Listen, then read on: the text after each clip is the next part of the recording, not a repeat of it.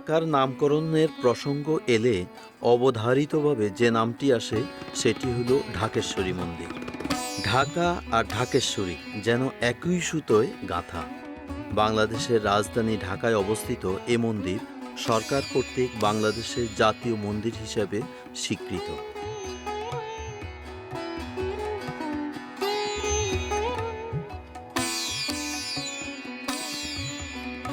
ঢাকেশ্বরী মন্দির ঢাকা শহরের পলাশী ব্যারাক এলাকায় বাংলাদেশ প্রকৌশল বিশ্ববিদ্যালয় বুয়েটের ছাত্রাবাস সমূহের দক্ষিণে ঢাকেশ্বরী রোডে অবস্থিত।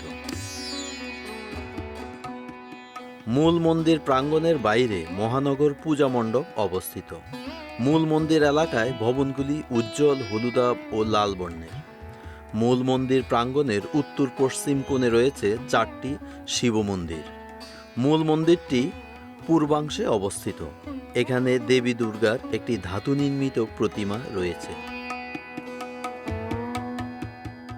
ঢাকেশ্বরী মন্দিরের ইতিহাস সম্পর্কে নানা কাহিনী প্রচলিত আছে। ধারণা করা হয় যে সেন রাজবংশের রাজা বল্লাল সেন দ্বাদশ শতাব্দীতে এটি প্রতিষ্ঠা করেন।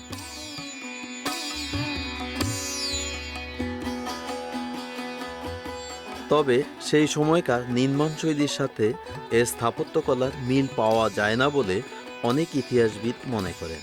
কেউ কেউ দাবি করেন ভারতীয় উপমহাদেশে মুসলমানদের আগমনের পূর্বে তথা সেন বংশের রাজত্বকালে বাংলা স্থাপত্য শিল্পে চুনবালি মিশ্রণের ব্যবহার ছিল না। কিন্তু ঢাকেশ্বরী মন্দিরটি আগাগোড়া চুনবালির গাঁথুনিতে নির্মিত, যা বাংলার মুসলিম আমলেরই স্থাপত্য রীতির বৈশিষ্ট্য। বিভিন্ন সময়ে এ মন্দিরের গঠন ও স্থাপনার নানা ধরনের পরিবর্তন সাধন করা হয়েছে। ধারণা করা হয় এটি ঢাকার আদি ও প্রথম মন্দির।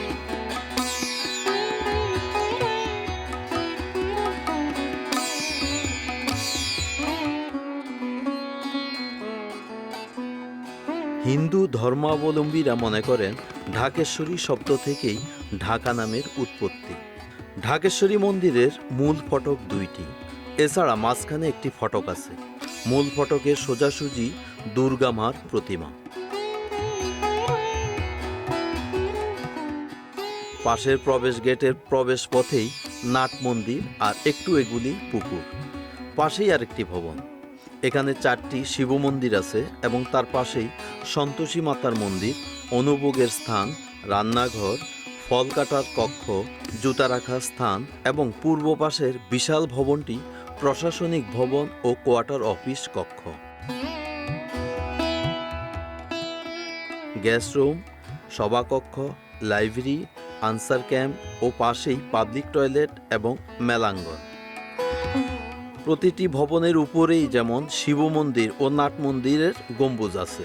মন্দিরের আরেকটি অন্যতম অংশ হল ভেতরের পুকুরটি, যা এখনো মন্দিরের শোভা বাড়ায়। প্রাচীন এই পুকুরটিতে পুণ্যার্থীরা স্নান ও ভোগ দিয়ে থাকেন। পুকুরটির দুপাশ বাঁধাই করা। এখানে বিভিন্ন প্রজাতির ছোট বড় মাছ আছে।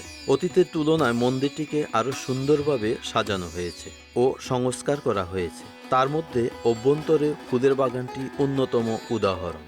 নতুনভাবে নানা জাতের ফুল গাছ দিয়ে মন্দিরটির সৌন্দর্যকে আরও ফুটিয়ে তোলা হয়েছে। ঢাকেশ্বরী মন্দিরে আসা যায় ঢাকার শাহবাগ অথবা গুলিস্তান থেকে সিএনজি চালিত অটোরিকশা বা পায়ে চালিত রিক্সা যোগে। উভয় স্থান থেকে ভাড়া পড়বে 70-80 টাকা থেকে 150 টাকা।